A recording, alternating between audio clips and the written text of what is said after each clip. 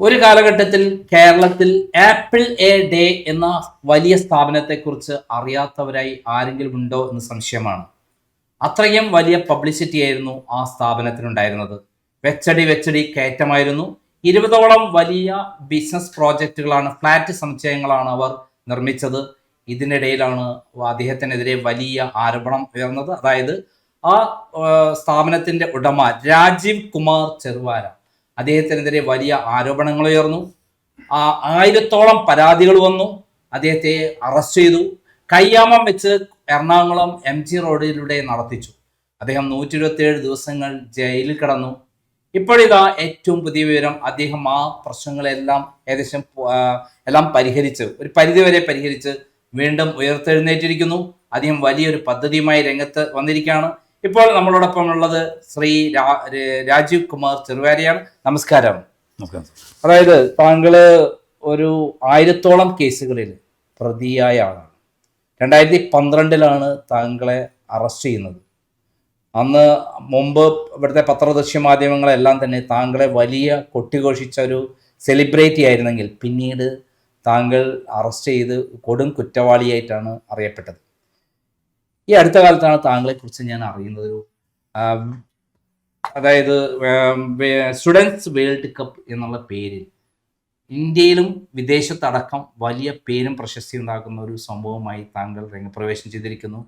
അതുമായി ബന്ധപ്പെട്ടാണ് ഞാൻ താങ്കളെ ബന്ധപ്പെടുകയും താങ്കളെക്കുറിച്ച് കുറേ അഴിമതികളും മറ്റൊക്കെ തട്ടിപ്പൊക്കെ ഉള്ള ഒരാളാണ്, എങ്ങനെയാണ് താങ്കൾ ഈ രംഗത്തെ വരുന്നതെന്ന് അന്വേഷിക്കുകയും ചെയ്തത്. ഈ സന്ദർഭത്തിൽ താങ്കൾ അനുഭവിച്ചിട്ടുള്ള, അതായത് ഈ ഇങ്ങനെ ഒരു സംഭവത്തിലേക്ക് രംഗപ്രവേശം ചെയ്യുന്നതിന് ആസ്പദമായിട്ട് മുമ്പ് താങ്കൾ വലിയ കേരളത്തിൽ മുഴുവൻ അറിയപ്പെടുന്ന ഒരു തട്ടിപ്പ് പേരനാണ്. പിന്നെ എങ്ങനെ താങ്കൾ അതൊന്നൊക്കെ രക്ഷപ്പെട്ടു ഇവിടെ എത്തി? ആക്ച്വലി ടു വെരി ഓണസ്റ്റ്, സാറിനെ വിളിക്കുന്നത് എന്നെക്കുറിച്ച് ഒരു മോശപ്പെട്ട ഒരു ന്യൂസ് ആരോ സാറിനെ പറഞ്ഞതിൻ്റെ അടിസ്ഥാനത്തിലാണ് തീർച്ചയായും എന്നെ വിളിക്കുന്നത്. ഞാനൊരു ഇപ്പോഴും തട്ടിപ്പുകാരനാണ്, 16,000 കോടികൾ തട്ടാൻ പോകുന്നു ഇനിയും എന്നുള്ള എന്നെക്കുറിച്ചുള്ളൊരു മോശം ഒരു ഇൻഫർമേഷൻ്റെ ബേസിലാണ് സാർ ആദ്യം എന്നെ വിളിക്കുന്നത്.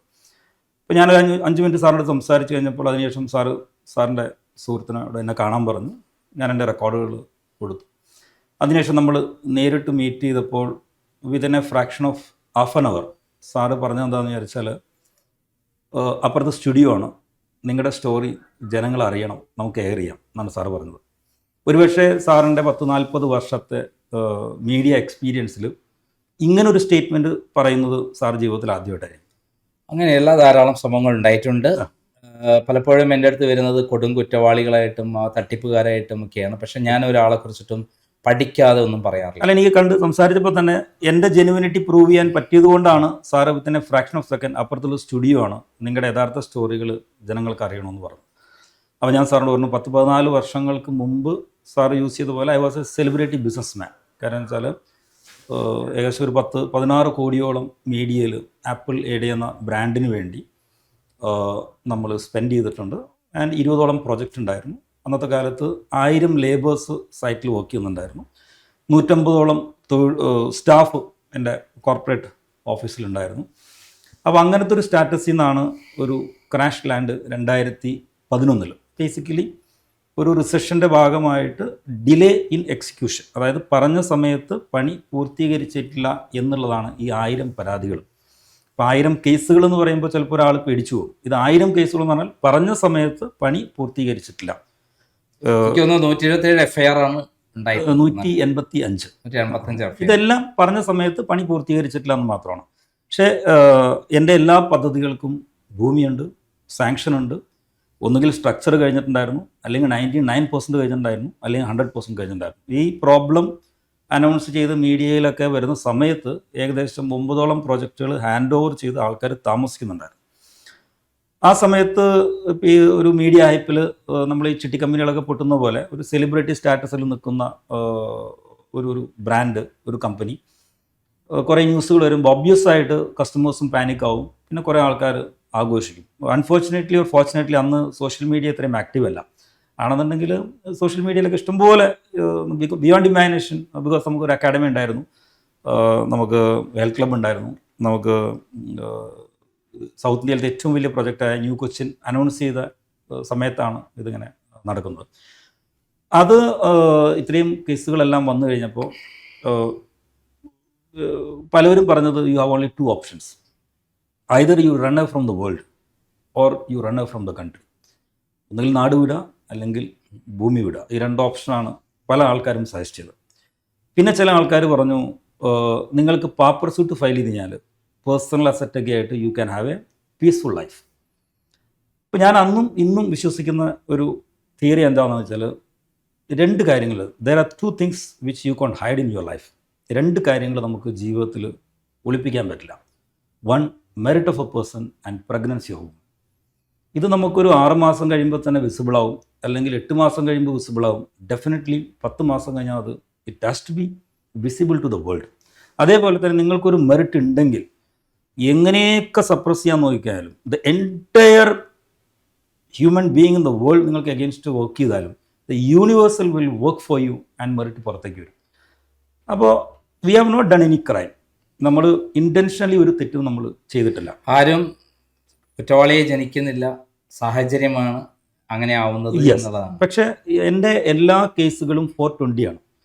420 മാത്രമാണ് എനിക്ക് തോന്നുന്നത് കോമ്പൗണ്ടബിൾ ആയിട്ടുള്ള ഒരു ക്രൈം, പറഞ്ഞു തീർക്കാവുന്ന ഒരു ക്രൈം 420 മാത്രം. എൻ്റെ എല്ലാ കേസുകളും 420 ആണ്. ഈ 420 എന്ന് പറയുമ്പോൾ ഇതിലെല്ലാ കേസുകളും പറഞ്ഞ സമയത്ത് പണി പൂർത്തീകരിച്ചിട്ടില്ല എന്നുള്ളതാണ്.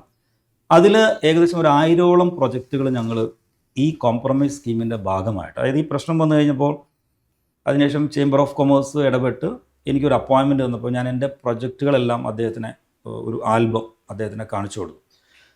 അപ്പോൾ അത് കണ്ടു കഴിഞ്ഞപ്പോൾ അദ്ദേഹം പറഞ്ഞു ഇത് ആക്ച്വൽ ഫോട്ടോ ആണെങ്കിൽ ഐ ക്യാൻ ഹെൽപ്പ് യു എന്ന് പറഞ്ഞു. അതിനുശേഷം അദ്ദേഹം ഹൈക്കോടതിയിൽ ഒരു ആപ്ലിക്കേഷൻ ഫയൽ ചെയ്തിട്ട് ഒരു കമ്മിറ്റി ഫോം ചെയ്തു. കസ്റ്റമേഴ്സിൻ്റെ ഒരു 4-5 റെപ്രസെൻറ്റേറ്റീവ് ഉണ്ടായിരുന്നു, പിന്നെ മോഹൻദാസ് സാർ ഉണ്ടായിരുന്നു, PWD എഞ്ചിനീയർ ഉണ്ടായിരുന്നു, ചാർട്ടേഡ് അക്കൗണ്ടൻ്റ് ഉണ്ടായിരുന്നു. അതിനുശേഷം പ്രൊജക്റ്റ് ഇൻസ്പെക്ട് ചെയ്തതിന് ശേഷം അദ്ദേഹം റിപ്പോർട്ട് കൊടുത്തു, ഒരു പ്രൊജക്റ്റ് ഒഴികെ ബാക്കി എല്ലാ പ്രൊജക്റ്റുകളും റിവൈവ് ചെയ്യാവുന്നതാണ്. അങ്ങനെ ഞങ്ങൾ കോംപ്രമൈസ് സ്കീം എന്ന് പറഞ്ഞാൽ 75% ഇൻവെസ്റ്റേഴ്സും 75% ബാങ്കിങ് ഇൻസ്റ്റിറ്റ്യൂഷൻസും നമ്മുടെ കമ്പനിക്ക് വേണ്ടി വോട്ട് ചെയ്യണം. എനിക്കന്ന് ഫെഡറൽ ബാങ്കും LICയും 2 ബാങ്ക്സാണ് ഉണ്ടായിരുന്നത്. എനിക്കോട് ഇന്ത്യയിൽ കോംപ്രമൈസ് സ്കീമിന് ഫേവർ ചെയ്തിട്ട് LIC ആ സമയം വോട്ട് ചെയ്യുന്നത് first company in India is ആപ്പിൾഡേ പ്രോപ്പർട്ടീസാണ്. ഫെഡറൽ ബാങ്കും വോട്ട് ചെയ്തു. അങ്ങനെ നമ്മൾ ആ കോംപ്രമൈസ് സ്കീം 99% കസ്റ്റമേഴ്സ് ഒരു റിട്ടയർഡ് ജഡ്ജിൻ്റെ ഫ്രണ്ടിൽ വന്ന് വോട്ട് ചെയ്തിട്ടാണ് കോംപ്രമൈസ് സ്കീം നമ്മൾ ഇംപ്ലിമെൻറ്റ് ചെയ്യുന്നത്. ഈ കോംപ്രമൈസ് സ്കീം ഇംപ്ലിമെൻറ്റ് ചെയ്യുന്ന ഭാഗമായിട്ട് ബിഗ് ആപ്പിൾ എന്ന് പറഞ്ഞ പ്രോജക്റ്റ്, ആപ്പിളിൻ്റെ പാലാരവട്ടത്തുള്ള ബിഗ് ആപ്പിൾ എന്ന് പറഞ്ഞ പ്രോജക്റ്റ് 224 ഫ്ലാറ്റ്, അതിലെ വീക്കെൻഡ് സ്പേസ് നമ്മളൊരു കോൺട്രാക്ടർക്ക്, ഈസ്റ്റേണിൻ്റെ നന്മ എന്ന് പറഞ്ഞവരാണ് അതിൻ്റെ കോൺട്രാക്ടർ ചെയ്തത്. ആ കോൺട്രാക്ടേഴ്സിന് നമ്മൾ നമ്മുടെ ഫ്ലാറ്റ് വേക്കൻറ്റ് സ്പേസും കിട്ടാനുള്ള റിസീവബിൾസും കൊടുത്തുകൊണ്ട് ആ പ്രോജക്റ്റ് നമ്മൾ തീർത്തു. 224 യൂണിറ്റ്. അതേപോലെ തന്നെ 1 BHK എന്ന് പറഞ്ഞ നെടുമ്പാശ്ശേരിയിലെ 160 ഒരു കോൺട്രാക്ടർക്ക് നമ്മൾ കൊടുത്ത്, സജി എന്ന് പറയുന്ന ഒരു കോൺട്രാക്ടർക്ക് ഒരു 20 ഫ്ലാറ്റും ഒരു ബിൽഡിംഗ് അതിലുള്ളത് കൊടുത്ത് ബാക്കി കസ്റ്റമേഴ്സിൻ്റെ റിസീവബിൾസ് കളക്ട് ചെയ്തുകൊണ്ട് ആ പ്രോജക്റ്റ് തീർത്തു. അതേപോലെ തന്നെ സ്യൂട്ട് എന്ന് പറഞ്ഞ എയർപോർട്ടിൻ്റെ ഓപ്പോസിറ്റുള്ള 200 ഫ്ലാറ്റ് അത് നമ്മൾ തീർത്തു. ഇതുകൂടാതെ കുറേ ചെറിയ ചെറിയ പ്രോജക്റ്റുകൾ 99% തീർന്ന ഏകദേശം 1000ഓളം പ്രോജക്റ്റുകൾ നമ്മൾ കംപ്ലീറ്റ് ചെയ്ത് ഹാൻഡ് ഓവർ ചെയ്ത് ഇപ്പോൾ ആൾക്കാരിൽ താമസിക്കുന്നുണ്ട്. അത് ഒരു കാര്യം വളരെ ക്ലിയറാണ്, നമ്മുടെ ഇന്ത്യൻ സിസ്റ്റത്തിൽ നമ്മുടെ ഇൻറ്റൻഷൻ ക്ലിയറാണ്, നമ്മുടെ ബോണഫൈഡ് ക്ലിയറാണ്. നമുക്കൊരു സാധനം സെറ്റിൽ ചെയ്യാൻ ഉദ്ദേശിച്ചു നമ്മളൊരു ഫ്രോഡ് മനഃപൂർവ്വം ചെയ്തല്ല എന്നുണ്ടെങ്കിൽ the entire judiciary system will support you, the entire police system will support you. അതിൻ്റെ ഒരു ടിപ്പിക്കൽ എക്സാമ്പിളാണ് രാജീവ് കുമാർ ചെറുവാറ എന്ന് പറയുന്ന ആപ്പിളിൻ്റെ ഡയറക്ടറായ ഞാനും എൻ്റെ പാർട്ട്ണർ സാജു കടവലാനും ആപ്പിളുടെ എന്ന് പറഞ്ഞ ബ്രാൻഡ്. കാരണം ഇത്രയും കേസുകളൊക്കെ വന്നാൽ ആൾക്കാർ ചിന്തിക്കില്ല. അതായത് ഇപ്പോൾ ചെറിയ കേസ് വരുമ്പോൾ തന്നെ നമുക്കറിയാം പലവരും ഇന്ത്യ വിടുന്നു, പലവരും നാട് വിടുന്നു, അല്ലെങ്കിൽ മാനേജ് ചെയ്യാൻ പറ്റില്ല. പക്ഷേ ജയിലിൽ പോയി കഴിഞ്ഞാൽ പിന്നീട് അവർ അതിൽ രക്ഷപ്പെട്ട് വന്നാലും പൈസ തിരിച്ചു കൊടുക്കുന്നത് കാണാറില്ല. അതിൽ വ്യത്യാസമുണ്ട് സാറേ. കാരണം വെച്ചാൽ പൈസ കൊടുക്കുക അല്ലെങ്കിൽ ആ സെറ്റിൽ ചെയ്യുന്നത് കാണാറില്ല. ഫോർച്ചുനേറ്റ്ലി ഞങ്ങളുടെ ഈ പ്രോബ്ലംസ് നടക്കുന്നത് ഞങ്ങളുടെ നല്ല ഏജിലാണ്. അപ്പം നല്ല ഏജിലാകുമ്പോൾ നമുക്ക് അത് ഓവർകം ചെയ്യാനുള്ളൊരു മൈൻഡ് സെറ്റും ഒരു കോൺഫിഡൻസും ഉണ്ടാവും. പിന്നെ മാത്രമല്ല പിള്ളേരൊക്കെ യങ് ഏജ് ആയതുകൊണ്ട് ഇന്ന് വരാവുന്ന ഒരു ഡാമേജ് അന്ന് ഒരു പക്ഷേ നമുക്ക് വരില്ല. പിന്നെ നമ്മൾ ഭയങ്കര ചോരത്തിളപ്പുള്ള സമയമാണല്ലോ, അതുകൊണ്ട് നമുക്ക് വി ക്യാൻ കവർ അപ്പ് എന്നുള്ള ഒരു കോൺഫിഡൻസ്. അന്ന് പറയുമ്പോൾ എത്ര വയസ്സായിരുന്നു? എനിക്കന്ന് 38. 88-ലാണ് ഞാൻ 1000 ലേബേഴ്സിനെയും 150 എംപ്ലോയീസിനെയും ഏകദേശം ഒരു 500 കോടിയുടെ പ്രൊജക്ഷനും ഒരു 100 കോടിയുടെ കളക്ഷനും. താങ്കൾ ആരായിരുന്നു നേരത്തെ? ഞാൻ ബേസിക്കലി ഞാനൊരു മാർക്കറ്റിംഗ് ബോണ്ട് പേഴ്സണാണ്. ഞാൻ വീഡിയോകോൺ, കെൽവിനേറ്റർ, വോൾട്ടാസ്, ആൾവിൻ, ഇലക്ട്രോലക്സ് അങ്ങനെയുള്ള പല കമ്പനികളിലും കേരള ലെവലിലും സൗത്ത് ഇന്ത്യൻ ലെവലിലും ജനറൽ മാനേജർ ലെവലിൽ വരെ ഞാൻ വർക്ക് ചെയ്ത് ഞാൻ ഒരു 28 വയസ്സിൽ തന്നെ ഞാൻ ഏകദേശം ഒരു 18ഓളം രാജ്യങ്ങൾ കേരളത്തിലുള്ള അല്ലെങ്കിൽ സൗത്ത് ഇന്ത്യയിലുള്ള മേജർ ഡീലേഴ്സുമായിട്ട് ഞാൻ വിസിറ്റ് ചെയ്തിട്ടുണ്ട്. Like Singapore, Malaysia, Thailand, Bangkok, Pattaya, China. ചൈനയിലൊക്കെ ഞാൻ പോകുന്ന സമയത്ത് ഇന്ത്യയിൽ നിന്ന് വളരെ നെഗ്ലിജിബിൾ ആൾക്കാരെ പോയിട്ടുള്ളൂ. സോ ഞാനൊരു ബേസിക്കലി ഒരു മാർക്കറ്റിംഗ് സെയിൽസ് പേഴ്സണാണ്. താങ്കളുടെ പഠനം എങ്ങനെയായിരുന്നു? ഞാൻ സേക്രഡ് കോളേജിലാണ്, തേവരയിലാണ് ഡിഗ്രി കംപ്ലീറ്റ് ചെയ്തത്. പിന്നെ ഞാൻ പോസ്റ്റ് ഗ്രാജുവേഷൻ മാർക്കറ്റിംഗ് ചെയ്തു. അതിനുശേഷം ഞാൻ ഈ ജോലി ചെയ്യുന്ന സമയത്ത് ഞാൻ പല കോഴ്സുകളും ചെയ്തിട്ടുണ്ട്. അതിൽ ലാസ്റ്റ് ഞാൻ IIMA ഞാൻ ഡിജിറ്റൽ മാർക്കറ്റിങ്ങിൽ കോഴ്സ് ചെയ്തു. പിന്നെ ഞാൻ ആപ്പിലുള്ള സമയത്ത് ഞാൻ കൺസ്യൂമർ ബിഹേവിയർ റിസർച്ച് ചെയ്തിട്ടുണ്ട്. അതായത് ഒരു പ്രൊഡക്റ്റ് അല്ലെങ്കിൽ ഒരു സർവീസ് ഒരു കസ്റ്റമർ വാങ്ങുമ്പോൾ ഒരു 25ഓളം ഫാക്ടേഴ്സ് അത് ഇൻവോൾവ് ആണ്. അത് യു ടേക്ക് എനി പ്രൊഡക്റ്റ്, അതായത് നമ്മുടെ ഒരു ഫ്ലാറ്റ് തൊട്ട് മിനറൽ വാട്ടർ തൊട്ട്. അപ്പോൾ അതിൻ്റെ ബേസിൽ ഞാൻ ഒരു കൺസ്യൂമർ ബിഹേവിയറിൻ്റെ ഒരു റിസർച്ച് ചെയ്തിട്ടുണ്ട്. Basically I am a marketing person. ഞാൻ റീസെൻ്റ്ലി ഞാനൊരു ബുക്ക് പബ്ലിഷ് ചെയ്തു, marketing push the customers to pull the brand എന്ന് പറഞ്ഞിട്ട്. ഇത് ജയിൽ ഇരുന്നിട്ടാണോ അല്ല പുറത്ത് വന്നിട്ടാണോ എഴുതി? ബുക്ക് എഴുതി തുടങ്ങിയിട്ടുണ്ടായിരുന്നു ഞാൻ. പക്ഷെ നമ്മൾ ആപ്പിൾ വളരെ ബിസിയുള്ള സമയമായപ്പോൾ എനിക്കത് കംപ്ലീറ്റ് ചെയ്യാൻ പറ്റിയില്ല. അപ്പോൾ ഞാൻ ജുഡീഷ്യൽ കസ്റ്റഡിയിലായിരുന്നു 127 ദിവസത്തിൽ. ഞാൻ അവിടെ ജയിൽ വാർഡിനോട് പെർമിഷൻ ചോദിച്ചിട്ട് ഈ ബുക്കിന് വേണ്ട കണ്ടന്റ് എല്ലാം അവിടെ വെച്ചാണ് ഞാൻ എഴുതി തീർത്തത്. Marketing push the customers to pull the brand. Yes എന്നാണ് രാജീവ് കുമാർ എന്ന പേരിൽ എഴുതിയിരിക്കുന്നത്. ഇത് ആമസോണിലും ഫ്ലിപ്കാർട്ടിലും ജയിലിൽ ഇരുന്നു കൊണ്ട് അങ്ങനെ ഒരു പുസ്തകം എഴുതാനുള്ള സൗഭാഗ്യം ഉണ്ടായി. എന്തായാലും ഫ്രീ ടൈം കിട്ടുന്നുണ്ട്. കാരണം നമുക്കൊരു ആപ്പിളുടെ പ്രോപ്പർട്ടി ഇത്രയും ഉള്ളപ്പോൾ കാലത്ത് ഞാൻ 8 മണിക്ക് ഓഫീസിലേക്ക് ഇറങ്ങും. എൻ്റെ ഡെയിലി റുട്ടീൻ എങ്ങനെയാണെന്ന് വെച്ചാൽ ഒരു 9 അമ്പലങ്ങളിൽ പോകും. എന്നിട്ടൊരു 9:15 ആകുമ്പോൾ ഓഫീസിൽ വരും. ഒരു 7:30-8 മണിയാകുമ്പോൾ വീട്ടിലേക്ക് ഇറങ്ങും. ഇതായിരുന്നു റുട്ടീൻ. അപ്പോൾ ആ സമയത്ത് ഇങ്ങനെ ആശയങ്ങൾ ഉണ്ടെങ്കിലും ഫ്രീ ടൈമില്ല. കസ്റ്റമേഴ്സിനൊക്കെ 90% ഞാൻ തന്നെയായിരുന്നു ഡയറക്റ്റ് ഹാൻഡിൽ ചെയ്യുന്നത്. പക്ഷേ ഇത് നമ്മളൊരു 4 മതിലിൽ ഇങ്ങനെ ഇരിക്കുന്ന സമയത്ത് ഫ്രീ ടൈം കുറേ ഉണ്ട്. സോ നമ്മൾ നെഗറ്റീവ് തോട്ട് പ്രോസസ്സിലേക്ക് പോകാനുള്ള സാധ്യതകളുണ്ട്, നെഗറ്റീവ് കൂട്ടുകെട്ടിലേക്ക് പോകാനുള്ള സാധ്യതകളുണ്ട്. അപ്പോൾ ആ സമയത്ത് ഞാൻ വിചാരിച്ചു will put all those in A paper എന്നുകൊണ്ട് എഴുതി കംപ്ലീറ്റ് ചെയ്തു. പുറത്തു കൊണ്ട് ഫൈൻ ട്യൂൺ ചെയ്തു. താങ്കൾ നേരത്തെ മൾട്ടിനാഷണൽ കമ്പനികളിൽ വർക്ക് ചെയ്തു. അതിന് ശേഷം ഈ റിയൽ എസ്റ്റേറ്റ് മേഖലയാണുള്ള ഫ്ലാറ്റുകൾ, അതെ, ആ മേഖലയിലേക്ക് കടക്കാനുള്ള കാരണം? ഞാൻ ആദ്യം ഞങ്ങൾ ആപ്പിൾ ഹെൽത്ത് സൊല്യൂഷൻസ് എന്ന് പറഞ്ഞിട്ട് ഞങ്ങൾക്കൊരു ഹെൽത്ത് ക്ലബ്ബ് ഉണ്ടായിരുന്നു. അത് MG റോഡിൽ ഇപ്പോഴത്തെ ഡ്യൂ ഡ്രോപ്സിൻ്റെ മുകളിൽ. എനിക്ക് തോന്നുന്നു കേരളത്തിലെ ഏറ്റവും ഫസ്റ്റ്, ഇപ്പോൾ you can see multiple health clubs. അന്ന് ഒരു നാഷണൽ ബ്രാൻഡ് തന്നെ ഓക്സിജൻ എന്ന് പറയുന്ന ബ്രാൻഡ് എനിക്ക് തോന്നുന്നത് ബാംഗ്ലൂർ, തൽവാക്കേഴ്സ് അങ്ങനത്തെ ബ്രാൻഡ്സൊക്കെ ഉണ്ടായിരുന്നു. ആ സമയത്ത് കേരളത്തിൽ ഏറ്റവും പോഷനായിട്ടുള്ള ഒരു ഹെൽത്ത് ക്ലബ്ബ് കൊണ്ടുവരുന്നത് ഞാനാണ്. അപ്പോൾ അന്ന് എനിക്ക് ഏകദേശം ഒരു 40,000 റുപ്പീസ് സാലറി ഉണ്ടായിരുന്നു. ഞാൻ പറയുന്നത് 2000-ലാണ്. 40,000 റുപ്പീസ് എനിക്ക് സാലറി ഉണ്ടായിരുന്നു. എൻ്റെ പാർട്ട്ണർക്ക് ഒരു അറൗണ്ട് 60,000 റെൻ്റ് ഉണ്ടായിരുന്നു. വെരി കംഫർട്ടബിൾ ലൈഫായിരുന്നു. പക്ഷേ ഇത് തുടങ്ങി കഴിഞ്ഞപ്പോൾ എൻ്റെ 40,000-ഉം സാജുവിൻ്റെ 60,000-ഉം കടമെടുത്തിട്ടാണ് ഇത് നടന്നുകൊണ്ടിരുന്നത്. വെച്ചാൽ റെൻ്റൊക്കെ ഭയങ്കര ഹ്യൂജ് ആയിരുന്നു. MG റോഡിൽ ഒരു 6,000 സ്ക്വയർ ഫീറ്റ് എന്ന് പറഞ്ഞാൽ ഹ്യൂജ് റെൻറ്റ്. അപ്പോൾ അങ്ങനെ നമ്മൾ സ്വന്തം റെൻ്റ് കുറയ്ക്കാൻ വേണ്ടി ഉള്ളൊരു ഐഡിയയിൽ നമ്മൾ ബൈപ്പാസ് അന്ന് ഇത്രയും ഡെവലപ്ഡ് അല്ല. അങ്ങനെയാണെങ്കിൽ ബൈപ്പാസിൽ ഞങ്ങളുടെ കോർപ്പറേറ്റ് ഓഫീസ് ബിൽഡിംഗ് നമ്മൾ വാടകയ്ക്ക് എടുക്കാൻ വേണ്ടിയാണ് ആദ്യം ചോദിക്കുന്നത്. അപ്പോൾ വാടകയ്ക്ക് എടുക്കാൻ വേണ്ടി ചോദിക്കുന്ന സമയത്ത് അദ്ദേഹം പറഞ്ഞത് ഒരു ബാങ്കിൽ NPA ആണ്. അപ്പോൾ അന്ന് NPA എന്താണെന്ന് പോലും അറിയില്ല. അപ്പോൾ നമ്മൾ ചോദിച്ചപ്പോൾ നോൺ പെർഫോമിങ് അസറ്റാണ്. അപ്പോൾ സാജു പറഞ്ഞു നമുക്കൊരു കാര്യം നമുക്കിത് വാങ്ങിച്ചാലും വെച്ചു. അപ്പോൾ നമുക്ക് ഡെയിലി റുട്ടീൻ തന്നെ കാശില്ലാത്ത സമയമാണ്. അങ്ങനെ നമ്മൾ പോയി അദ്ദേഹമായിട്ട് സംസാരിച്ച് കഴിഞ്ഞപ്പോൾ ഒരു എമൗണ്ടിലെത്തി. നമ്മൾ ബാങ്കിൽ പോയി ഒരു 1 ടൈം സെറ്റിൽമെൻറ്റ് സംസാരിച്ചു. ആ പ്രൊജക്റ്റ് അത് വിറ്റ് തന്നെയാണ് ഞാൻ വാങ്ങിച്ചത്. അങ്ങനെ വാങ്ങിച്ചപ്പോൾ അതിൻ്റെ കൂടെ കിട്ടിയ ആദ്യത്തെ ഒരു പ്രൊജക്റ്റാണ് ഹിൽ പാലസിലെ ലാൻഡ്. അങ്ങനെ ഞങ്ങൾ ഹിൽ പാലസ് ഫേസ് 1 എന്ന് പറയുന്ന പ്രൊജക്റ്റ് ലോഞ്ച് ചെയ്തു. അതിലെ എല്ലാ ഫ്ലാറ്റുകളും വിറ്റത് ഞാൻ തന്നെ. അന്ന് നമ്മുടെ ഓഫീസ് എന്ന് പറയുന്ന ഒരു കോളേജ് വണ്ടിയായിരുന്നു. ആ കോളേജിൽ കസ്റ്റമർ വന്നാൽ അപ്പോൾ അങ്ങനെ ഒരു കസ്റ്റമർ ഒരു ദിവസം ചോദിച്ചു നിങ്ങളുടെ ഓഫീസ് എവിടെയാണ് ചോദിച്ചു. ഞാൻ സാറേ അടുത്ത് വരാൻ വന്നു. അപ്പോൾ അദ്ദേഹം ചോദിച്ചു നിങ്ങളൊരു ബിൽഡർ അല്ലേ, നിങ്ങൾക്ക് ഓഫീസിൽ ചോദിച്ചു. അങ്ങനെയാണ് നമ്മൾ ആദ്യം ഓഫീസ് തുടങ്ങുന്നത്. ഹിൽ പാലസ് എനിക്കൊരു 45 ദിവസം കൊണ്ട് 55 ഫ്ലാറ്റ് വെക്കാൻ പറ്റി. പിന്നെ നമുക്ക് പ്രൊജക്റ്റുകൾ വരാൻ തുടങ്ങി. അതൊരു പീക്ക് സമയമായിരുന്നു. അങ്ങനെ നമ്മളതിൽ കൂടുതൽ കോൺസെൻട്രേറ്റ് ചെയ്തു. ഇപ്പോൾ സാജു ആണെങ്കിൽ കൺസ്ട്രക്ഷനിൽ എക്സ്പേർട്ടാണ്. അദ്ദേഹം കൺസ്ട്രക്ഷൻ ചെയ്യാം, ഞാൻ സെയിൽസും മാർക്കറ്റിംഗ് ചെയ്യാമെന്ന് പറഞ്ഞ് നമ്മൾ ആലുവയിൽ തുടങ്ങി. അങ്ങനെ ആദ്യമായിട്ട് എനിക്ക് തോന്നുന്നു കേരളത്തിൽ ഈ സ്റ്റുഡിയോ ഫ്ലാറ്റ്സ് ഇൻട്രൊഡ്യൂസ് ചെയ്യുന്നത് ഞാനാണ്. 1 BHK ഇൻട്രൊഡ്യൂസ് ചെയ്യുന്നത് ഞങ്ങളാണ്. ഹോളിഡേ പീരീഡ്, അതായത് പണി പൂർത്തീകരിച്ചതിന് ശേഷം മാത്രം ആദ്യ ഗഡു കൊടുത്താൽ മതിയെന്ന് ഇപ്പോൾ ആൾക്കാർ പറയുന്ന ഹോളിഡേ പീരീഡ് ബാങ്കുകൾക്ക് ഉണ്ടായിരുന്നു. അത് പോപ്പുലറൈസ് ചെയ്യുന്നത് ഞാനാണ്. ഫ്ലാറ്റിൻ്റെ ഒപ്പം കാറ് ഫ്രീ കൊടുത്തുകൊണ്ട് 4 പ്രൊജക്റ്റുകൾ ഉച്ചയാകുമ്പോഴേക്കും ക്യൂ നിന്ന ആൾക്കാർ ഫ്ലാറ്റ് വാങ്ങിച്ച് വിറ്റിട്ടുണ്ട്. ദുബായിൽ 8 എമിറേറ്റ്സിലും Al Ain, Ras al Khaimah, Bur Dubai, Dubai, Sharjah എല്ലായിടത്തും നമ്മൾ ഒരേ സമയത്ത് എക്സ്പോ നടത്തി. നമ്മുടെ പ്രൊജക്റ്റുകളുടെ വിൽപ്പനയ്ക്കും ഇതിനൊന്നും പ്രോബ്ലം പറ്റിയിട്ടില്ല. പക്ഷേ ഡിലേ വരാൻ കാരണം എന്താണെന്ന് ചോദിച്ചാൽ, നമുക്ക് ഈ റിസഷൻ വന്നു കഴിഞ്ഞപ്പോൾ ദുബായിൽ കുറേ ക്യാൻസലേഷൻസ് വന്നു. അപ്പോൾ നമ്മൾ ഈ ക്യാൻസലേഷൻസ് കൊടുത്തു കഴിഞ്ഞപ്പോൾ നമ്മുടെ ഇൻഫ്ലോയ്ക്ക് ചെറിയൊരു ഷോർട്ടേജ് വന്നു. അതിൻ്റെ ഒപ്പം തന്നെ പണ്ടൊക്കെ ബാങ്ക് എങ്ങനെയാണെന്ന് ചോദിച്ചാൽ ഇൻസ്പെക്ഷൻ കഴിയാതെ തന്നെ ഡിസ്പോസ് ചെയ്യും. ഇത് ഇൻസ്പെക്ഷൻ ആകുമ്പോൾ ക്യാഷ് ഫ്ലോ ആയപ്പോൾ നമ്മുടെ പ്രൊജക്റ്റ് ഡിലേ ചെയ്യുന്നല്ലാതെ ഒരു പ്രൊജക്റ്റിൻ്റെ ലാൻഡിനോ സാങ്ഷനോ ക്വാളിറ്റിക്കോ as of no there is no complaint, there is no issue. Delay വന്നു പറയാം. എന്തുകൊണ്ടാണ് ഡിലേ വരാൻ കാരണം? അതായത് നമുക്കൊരു ആവറേജ് ഒരു 4 to 5 crores കളക്ഷൻ നമുക്ക് മാസം വരുമായിരുന്നു. ഈ ദുബായിലെ ക്യാൻസലേഷൻ വന്നു കഴിഞ്ഞപ്പോൾ ഒരു 5-6 കോടി രൂപ നമുക്ക് കൊടുക്കേണ്ടി വന്നു. അപ്പോൾ നമ്മുടെ കളക്ഷനിലൊരു ഡിപ്പ് വന്നു. 2, ഞാൻ നേരത്തെ പറഞ്ഞ പോലെ ആദ്യമൊക്കെ എങ്ങനെയാണെന്ന് വെച്ചാൽ നമ്മളൊരു ഫയലിംഗ് കഴിഞ്ഞു എന്നൊരു ലെറ്റർ കൊടുത്തു കഴിഞ്ഞാൽ ബാങ്ക് അപ്പം തന്നെ ഡിസ്ബേഴ്സ് ചെയ്യും. ഈ റിസഷൻ വന്ന് ബാങ്കിൻ്റെ NPA കൂടി കഴിഞ്ഞപ്പോൾ ബാങ്കിൻ്റെ നോംസും ടൈറ്റായി. നമുക്ക് ഇന്ന് കിട്ടേണ്ട കാശ് ഒരു 45 മുതൽ 60 ദിവസം ഡിലേ ആയി. അപ്പോൾ ഒരു 10 കോടിയുടെ മിസ്മാച്ച് അത് വന്നു. ക്യാൻസലേഷൻ ഒരു 4-5 കോടി വന്നു. ഒരു 10-15 കോടി വന്നു കഴിഞ്ഞപ്പോൾ അപ്പോൾ അതിൽ ഞങ്ങൾക്ക് പറ്റിയൊരു മിസ്റ്റേക്ക് എന്താണെന്ന് വിചാരിച്ചാൽ, നമുക്ക് 20 പ്രൊജക്റ്റുള്ളപ്പോൾ 99% തീർന്ന പ്രൊജക്റ്റുകളുണ്ടായിരുന്നു. അത് നമ്മൾ തീർത്താൽ മതിയായിരുന്നു. നമ്മൾ പ്രൊറാറ്റ ബേസിൽ എല്ലാ പ്രൊജക്റ്റിലേക്കും ഫണ്ട് അലോക്കേറ്റ് ചെയ്തു. എല്ലാ പ്രൊജക്റ്റും ഒരേപോലെ നീങ്ങി തുടങ്ങി.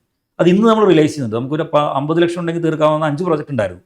അതും മേ ബി ഒരു ജനറേറ്റർ വെച്ചാൽ മതി, അല്ലെങ്കിൽ ലിഫ്റ്റ് വെച്ചാൽ മതി, അങ്ങനെ മൈനർ വർക്കുകൾ ഉണ്ടായിരുന്നു. അപ്പോൾ അത് വന്ന് കഴിഞ്ഞപ്പോൾ ഒന്നും തീർന്നിട്ടില്ല. അത് പ്രൊപ്പഗാൻഡയ്ക്ക് ഒരു അവയർനെസ് കൂടുതൽ കിട്ടി. കാരണം വെച്ചാൽ ബട്ട് അന്നത്തെ കാലത്ത് എനിക്ക് തോന്നുന്നു ഈ പ്രോബ്ലം നടക്കുന്ന സമയത്ത് 8 മുതൽ 9 മാസം വരെയാണ് എൻ്റെ പ്രൊജക്റ്റുകൾക്ക് ഡിലേ ഉണ്ടായിരുന്നത്.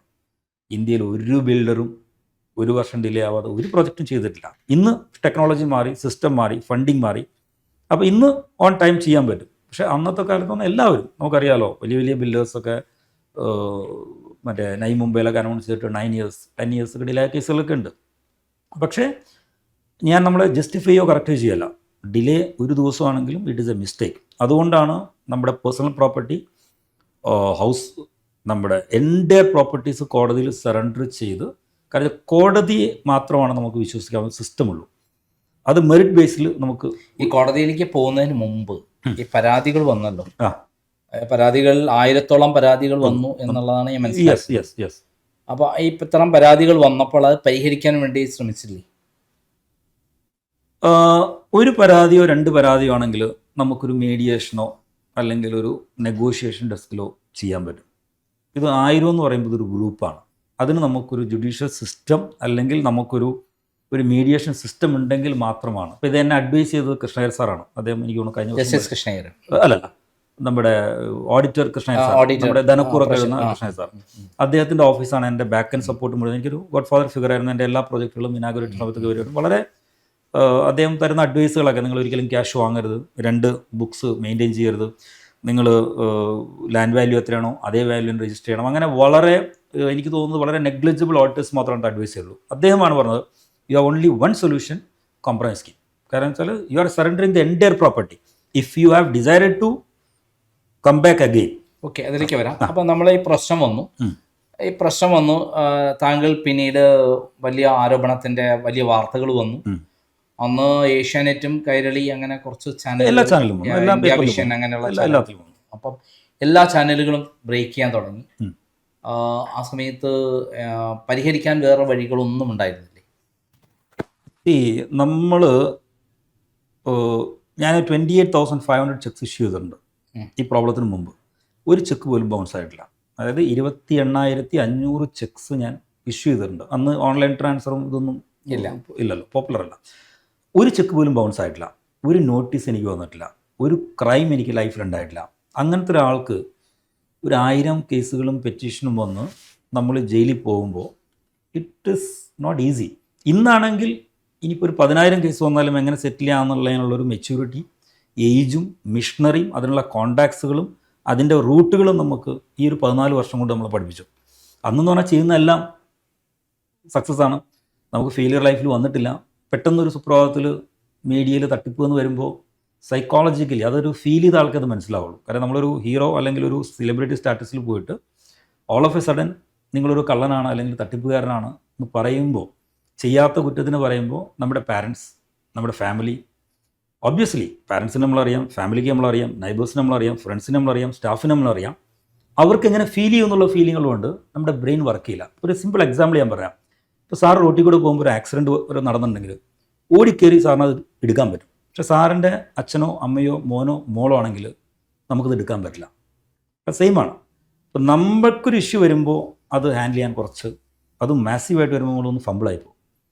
പക്ഷെ അതിൽ നിന്നൊക്കെ നമ്മൾ സുഖമായിട്ട് ദൈവത്തിൻ്റെ ഇതുകൊണ്ട് നമ്മൾ റിക്കവറായി.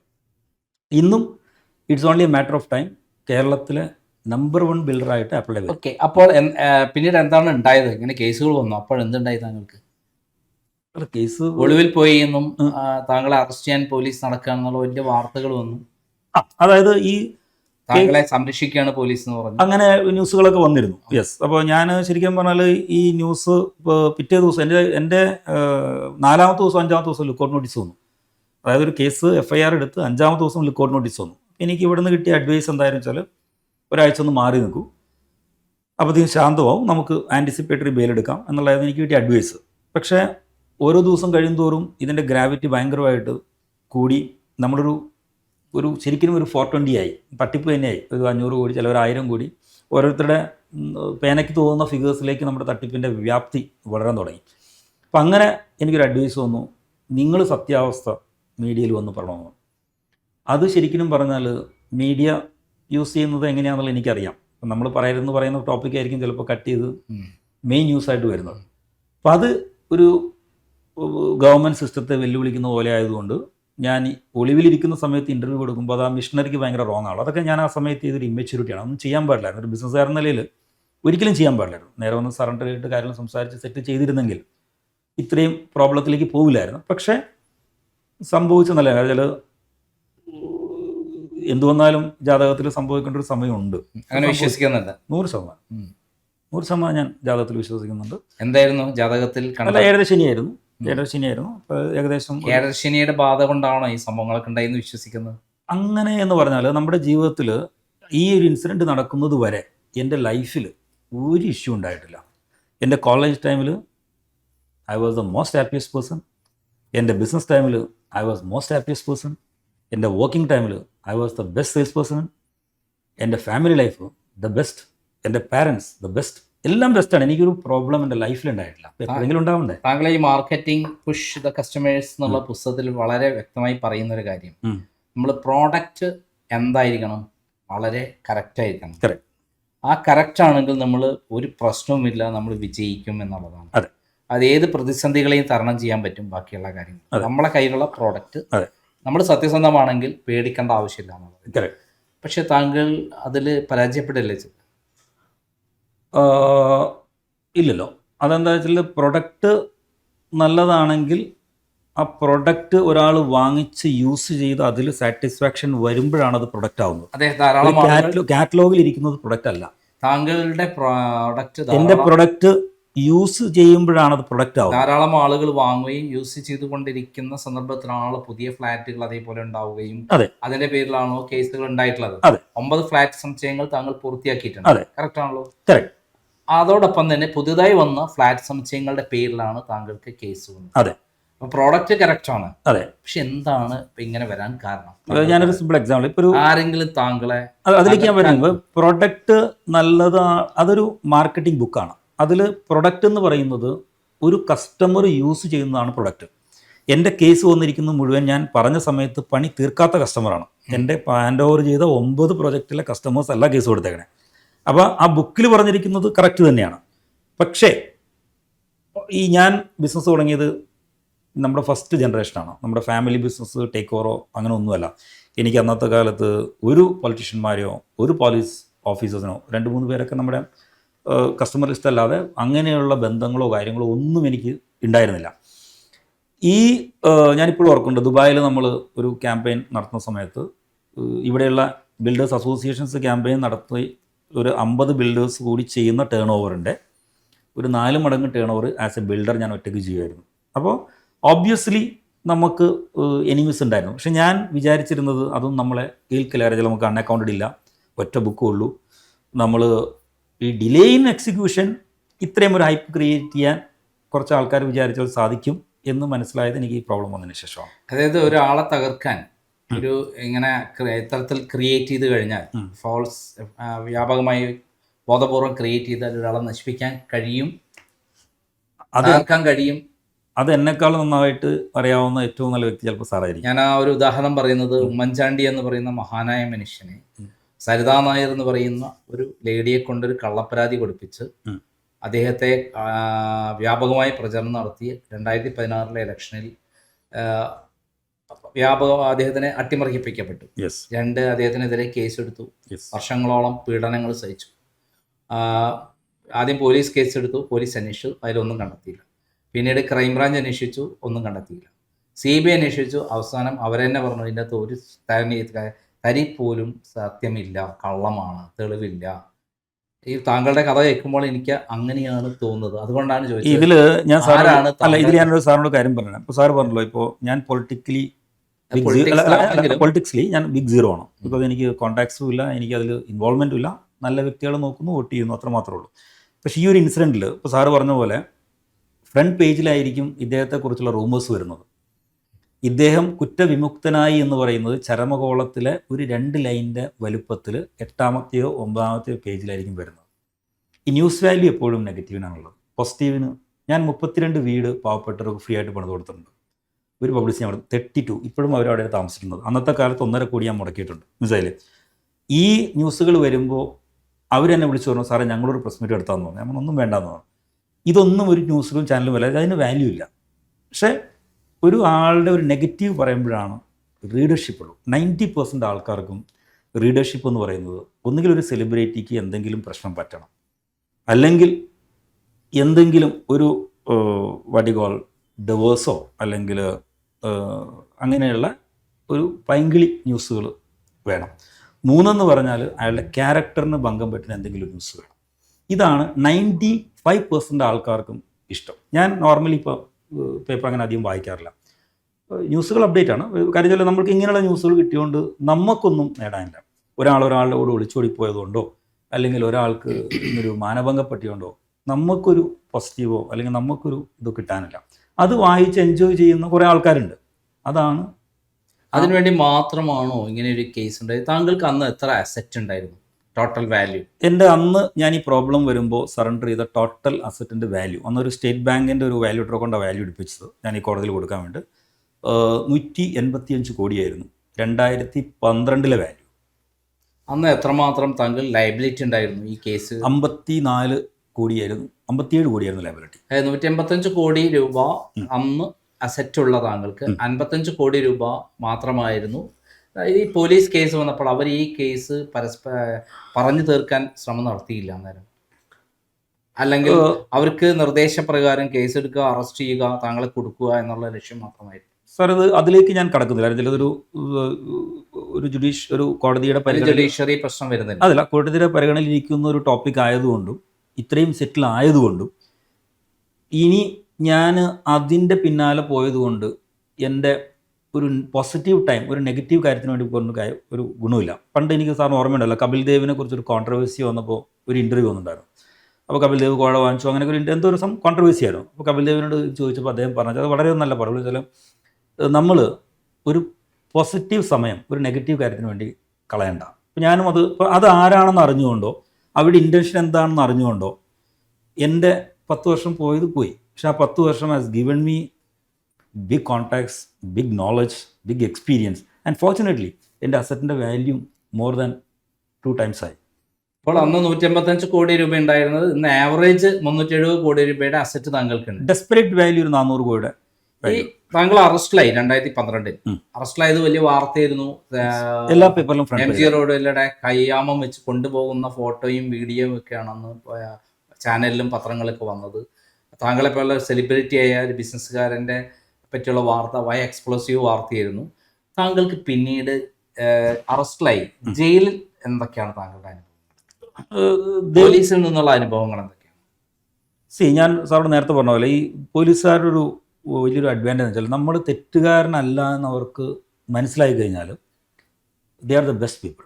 അതായത് എൻ്റെ അനുഭവം ഞാൻ പറയുന്നത്, അതായത് നമ്മളെ ഒരു ന്യൂസ് കണ്ട് അവർ ഇതിലേക്ക് ഇടപെട്ട് നമ്മൾ നല്ല ആളാണ് അല്ലെങ്കിൽ നമ്മൾ തെറ്റുകാരനല്ല എന്ന് മനസ്സിലായതിനു ശേഷം അവർ തന്നിരിക്കുന്ന ഒരു കൺസിഡറേഷൻ കൊണ്ടാണ് ഇന്ന് ഞാനിവിടെ ഇരിക്കുന്നതും എൻ്റെ ഇത്രയും പ്രശ്നങ്ങൾ തീർന്നതും.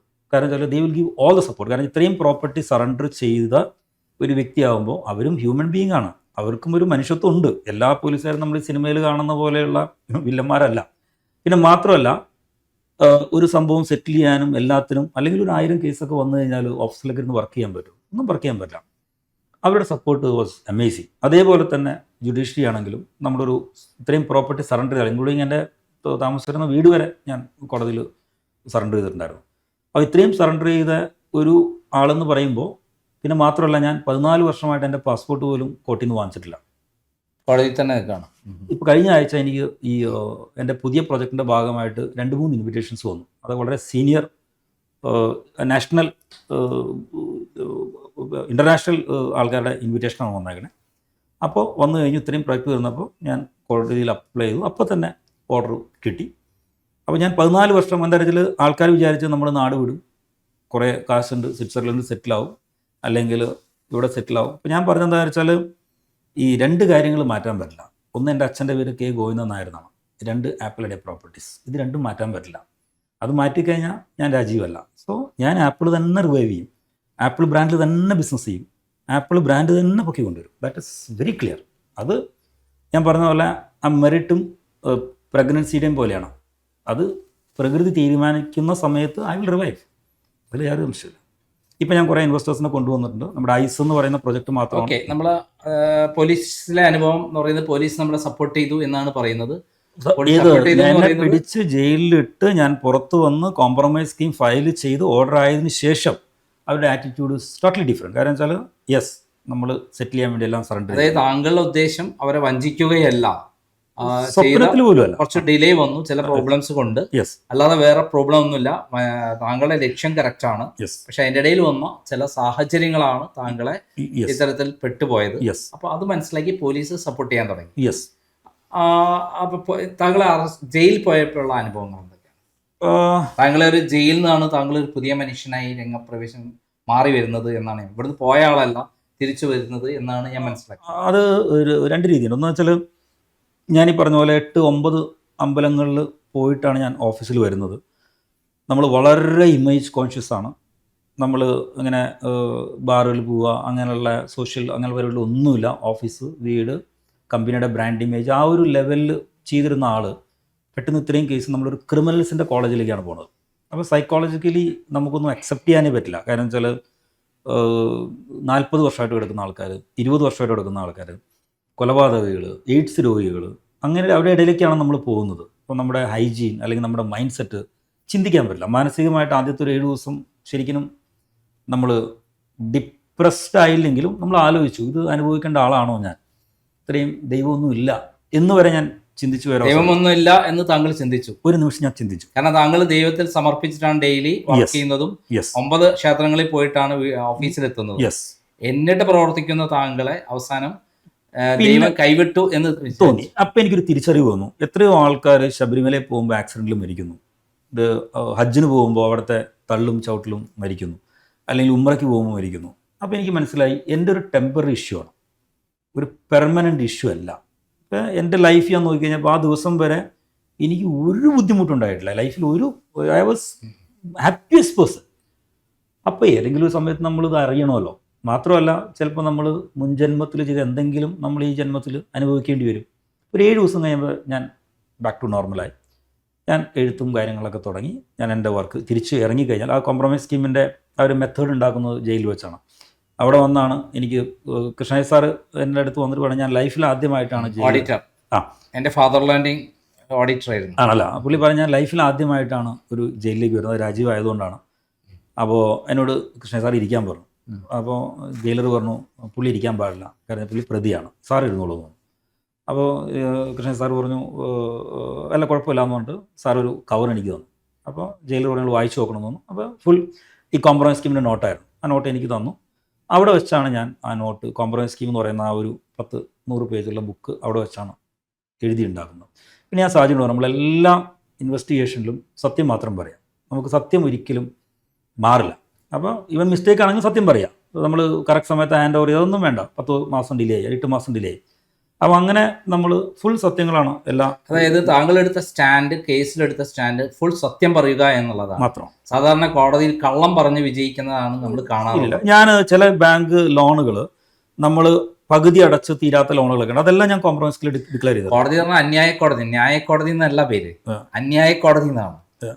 അപ്പം അവിടെ പലപ്പോഴും നമ്മൾ കാണാറുള്ളത് കള്ളം പറഞ്ഞ് സ്ഥാപിച്ച് വിജയിക്കണം. പക്ഷെ താങ്കൾ എടുത്ത നിലപാട് 100% സത്യസന്ധമായിരിക്കണം എന്നുള്ളതാണ്. അല്ലാതെ സാറ് പറഞ്ഞത് എന്താ അറിയോ, ഒരു കള്ളൻ അല്ലെങ്കിൽ ഒരു കൊലപാതകി നുണ പറഞ്ഞിട്ട് വേണം രക്ഷപ്പെടാൻ. ഒരു സത്യം ചെയ്തവൻ സത്യം പറഞ്ഞ് രക്ഷപ്പെട്ടാൽ മതി. രണ്ടും രണ്ടാണ്. ഇപ്പോൾ സാറ് കാണുന്ന വാദിക്കുന്ന വക്കീൽമാരും അല്ലെങ്കിൽ വാദിക്കുന്ന ആൾക്കാരെന്ന് പറയുന്നത് ഒരു കൊലപാതകിയുടെയോ അല്ലെങ്കിൽ ഒരു ടെററിസ്റ്റിൻ്റെയോ അല്ലെങ്കിൽ ഒരു പിടിച്ചുപറിക്കാരൻ്റെയോ കേസ് വാദിക്കാൻ പിടിച്ചിട്ടില്ല, അവൻ ഹരിചന്ദ്രനാണ്. അല്ല, താങ്കളെ പോലെ തന്നെ ഇത്തരത്തിൽ അവന് സത്യം പറയാൻ പറ്റില്ല. ഇതേപോലെ തന്നെ ഉൾപ്പെട്ട ലാൻഡുമായി ബന്ധപ്പെട്ട് ഫ്ലാറ്റുമായി ബന്ധപ്പെട്ട് തകർന്ന ധാരാളം ആളുകളുണ്ട്.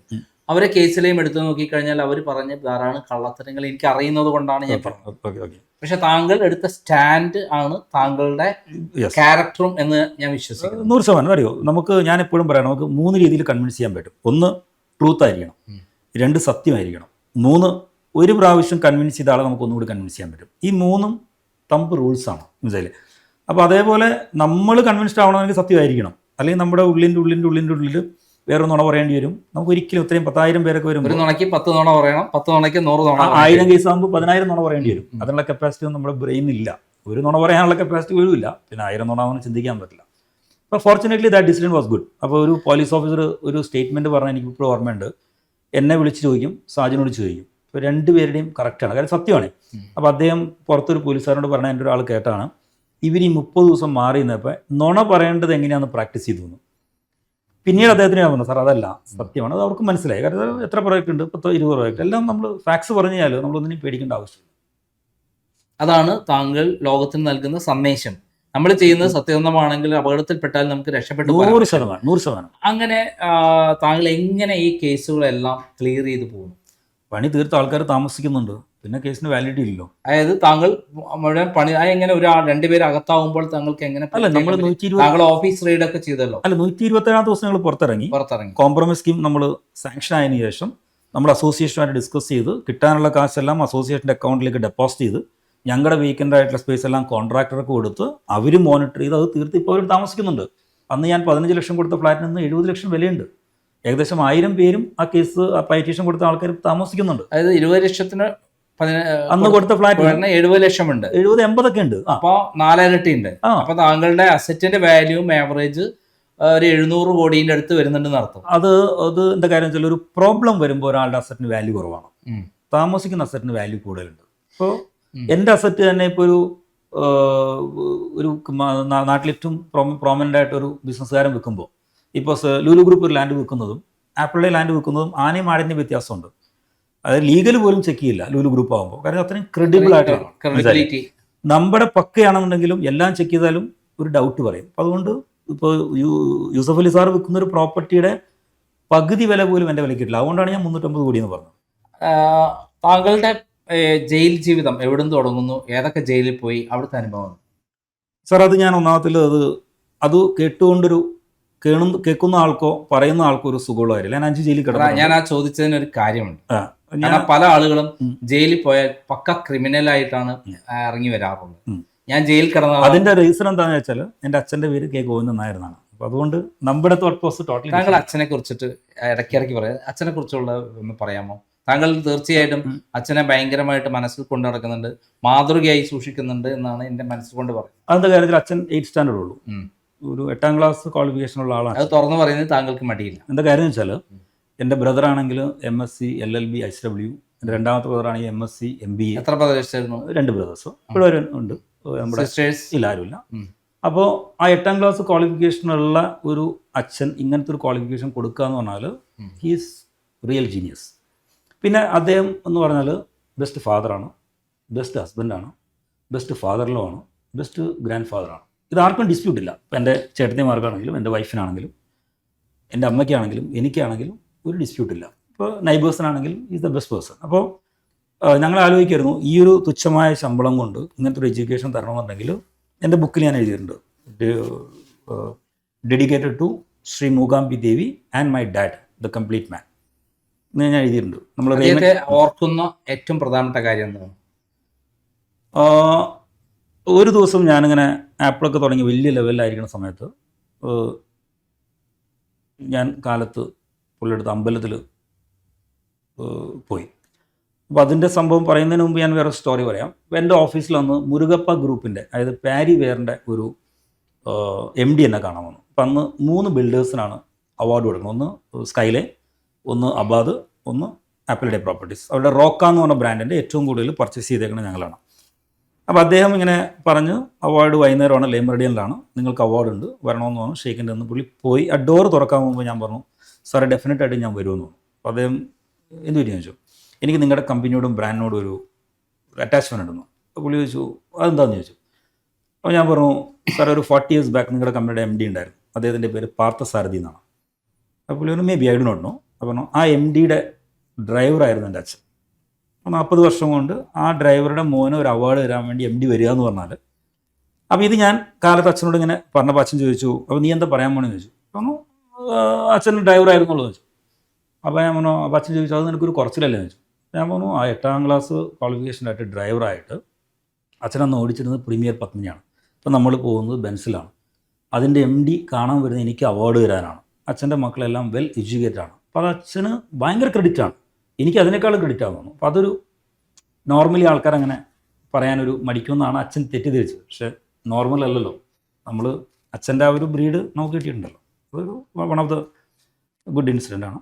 പിന്നെ റിട്ടയർഡ് ലൈഫ് ഈ വാസ് വെരി ഹാപ്പി. കാരണം വെച്ചാൽ 3 പേർക്കും ജോലി, ആ കഷ്ടപ്പാട് മുഴുവൻ പുള്ളിയുടെ റിട്ടയർഡ് ലൈഫ് ഈ വാസ് എൻജോയിങ് ലൈക്ക് എനിത്തിങ്. അത് ഇറ്റ്സ് ഗുഡ്.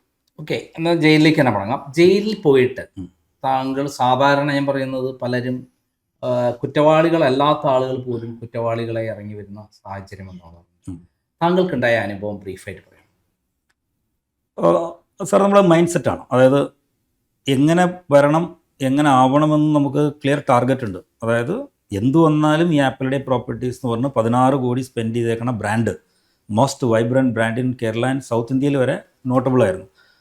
ആ ഒരു ബ്രാൻഡ് ഇന്ന് വരെയുള്ള എല്ലാ ബിൽഡേഴ്സും എൻ്റെ ജൂനിയേഴ്സായിരുന്നു. മനസ്സിലായില്ല, അന്ന് എൻ്റെ ഒരു സ്പോട്ട് എന്ന് പറയുന്നത് എന്നെക്കാളും സീനിയർ ആയിട്ടുണ്ടായിരുന്നു. എനിക്ക് തോന്നുന്നത് ആ സമയത്ത് സ്കൈലൈൻ ഉണ്ട്, അബാദ് ഉണ്ട്. ഈ ബിൽഡേഴ്സാണ് ഒരു സീനിയർ ബ്രാൻഡായിട്ടുള്ളൂ. ഇപ്പോൾ എനിക്ക് ബാക്കി എല്ലാ ബ്രാൻഡുകളും എൻ്റെ ജൂനിയേഴ്സാണ്. മനസ്സിലായില്ലേ. അപ്പോൾ നമുക്ക് ഈ ബ്രാൻഡ് റിവൈവ് ചെയ്യണം എന്നുള്ളത് മാത്രമാണ് നമ്മുടെ മനസ്സിൽ.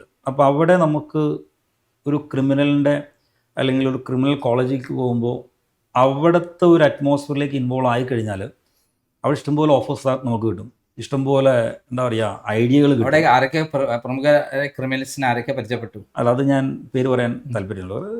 ഓൾമോസ്റ്റ് എല്ലാ ആരും ക്രിമിനലായി ജനിക്കുന്നില്ല എന്ന് വിശ്വസിക്കുന്ന ഒരാളാണ് ഞാൻ. പല ആൾക്കാർ സാഹചര്യങ്ങളാണ് അതിൽ ഒരു 20% ബോൺ ക്രിമിനൽസ് ആണ്. അത് നമ്മൾ എന്തൊക്കെ വന്നാലും 20% ആൾക്കാർ ബോൺ ക്രിമിനൽസ് ആണ്. അല്ല, അവരും ഒരു സാഹചര്യത്തിലായിരിക്കല്ലോ ഒരു ക്രിമിനലായി വരുന്നത്. അവരുടെ സാഹചര്യം അവരുണ്ടാക്കിയ സാഹചര്യങ്ങളാണ് എന്ന് വിശ്വസിക്കുന്ന ആളാണ് ഞാൻ. പക്ഷേ ബാക്കി 30% ആൾക്കാർ സാഹചര്യങ്ങൾ കൊണ്ട്, ഒരു മരുന്ന് വാങ്ങാനൊരു 1 ലക്ഷം രൂപ വേണം, അല്ലെങ്കിൽ ഒരു ഓപ്പറേഷൻ 1 ലക്ഷം രൂപ വേണം, അപ്പോൾ അതിന് വേണ്ടി ഒരു ചെറിയൊരു ക്രൈം ചെയ്യുന്നു. അങ്ങനത്തെ ആൾക്കാരാണ് 30%. പക്ഷേ 50% ആൾക്കാരും കുറേ ആൾക്കാർ ഒരു ഒന്നുമില്ലാതെ വന്ന് കിടക്കുന്ന ആൾക്കാരും ഉണ്ട്. പക്ഷെ അവരൊക്കെ ഇറങ്ങി പോകുന്നുണ്ട്. താങ്കൾ ഏത് കാറ്റഗറിയിലേക്കാണ് കൃത്യമായി താങ്കൾ എന്നെ സ്വയം വിലയിരുത്തുന്നത്? അത് ഞാൻ വിലയിരുത്തിക്കൊണ്ട് കാര്യമില്ല. അപ്പോൾ ഞാൻ മോശമെന്ന് പറയില്ല.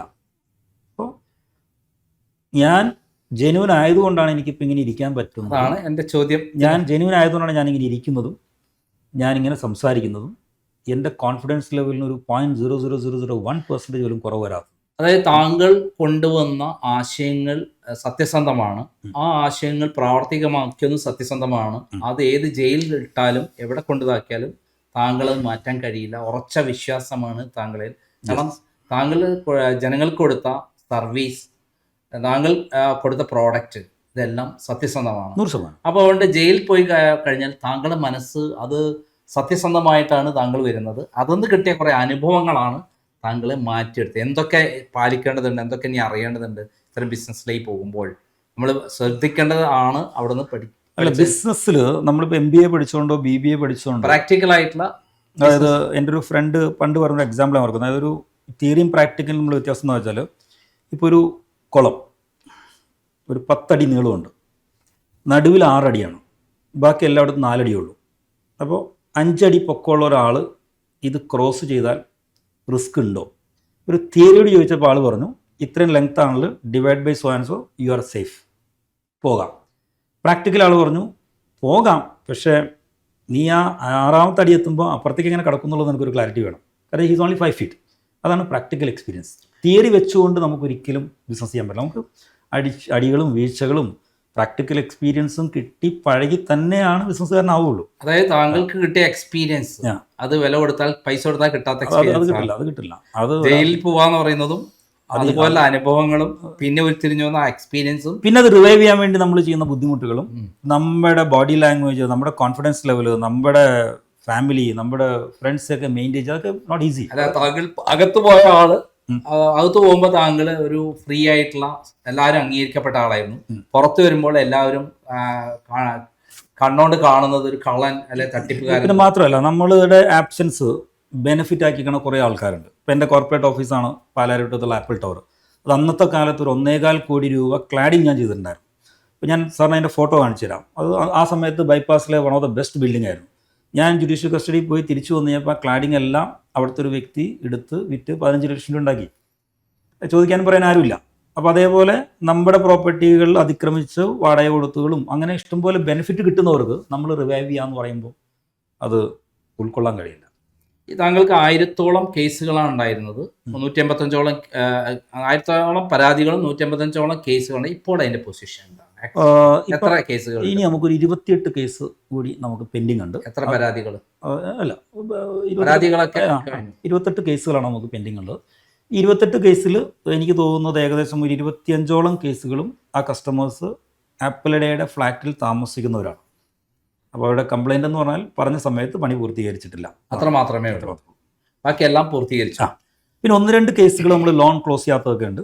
അതൊക്കെ വളരെ ഒരു കമ്പനി കൂട്ടുമ്പോൾ ചെറിയ സംഭവങ്ങളൊക്കെ വരുമല്ലോ. ഒരാളുടെ ഒരു പർച്ചേസ് ചെയ്തിട്ട് അയാളുടെ ലോൺ ക്ലോസ് ചെയ്തിട്ടുണ്ടായിരുന്നു. അങ്ങനെ 1-2 കേസുകൾ അതെല്ലാം നമ്മൾ കോംപ്രമൈസ് സ്കീമിൽ ഡിക്ലെയർ ചെയ്തിട്ടുള്ളതാണ്, അല്ലാതെ വേറെ ഒരു കേസുകളില്ല. അതായത് താങ്കളുടെ യൗവനം 38 വയസ്സ് മുതൽ 51 വയസ്സ് വരെയുള്ള, എനിക്കൊന്ന് 51 വയസ്സായിരിക്കാം, അപ്പം 51 വയസ്സ് വരെയുള്ള 13 വർഷത്തെ യൗവനമാണ് താങ്കൾ ഇതിനു വേണ്ടി ചെലവാക്കിയത്, ഉപയോഗപ്പെടുത്തിയത് എന്നാണ് ഞാൻ മനസ്സിലാക്കുന്നത്. അതായത് മറ്റേ പഴശ്ശിരാജ മൂവിയിൽ ഒരു സ്റ്റേറ്റ്മെൻറ്റ് പറയുന്നുണ്ട്, കമ്പനിയുടെ യുദ്ധം ഇനി കാണാൻ കിടക്കുന്നേ ഉള്ളൂ. അപ്പോൾ ആ യുദ്ധത്തിന് വേണ്ട ഫൗണ്ടേഷൻസ് ക്രിയേറ്റ് ചെയ്യാൻ വേണ്ടിയാണ് ഈ 13 വർഷം എന്ന രീതിയിലാണ് ഞാൻ വ്യാഖ്യാനിക്കുന്നത്. യൗവനം എന്ന് പറയുന്നത് ഒരു ആണിൻ്റെ age the way he feel, ഒരു പെണ്ണിൻ്റെ age the way she looks, അതാണ് പറയുന്നത്. ഒരു കാഴ്ചയിലാണ് പെണ്ണിൻ്റെ പ്രായം തീരുമാനിക്കുന്നത്, മനസ്സിലാണ് ആണിൻ്റെ പ്രായം തീരുമാനിക്കുന്നത്. അപ്പോൾ അതുകൊണ്ട് യൗവനം ഇന്ന് ഞാൻ യൂത്ത് തന്നെയാണ്. അതായത് കേസും ജയിലും പോലീസ് അറസ്റ്റും അതേപോലെയുള്ള അനുഭവങ്ങളും താങ്കളെ എത്രമാത്രം ശക്തനാക്കി? പാകപ്പെടുത്തി എന്ന് പറയുന്നതായിരിക്കും നല്ലത്.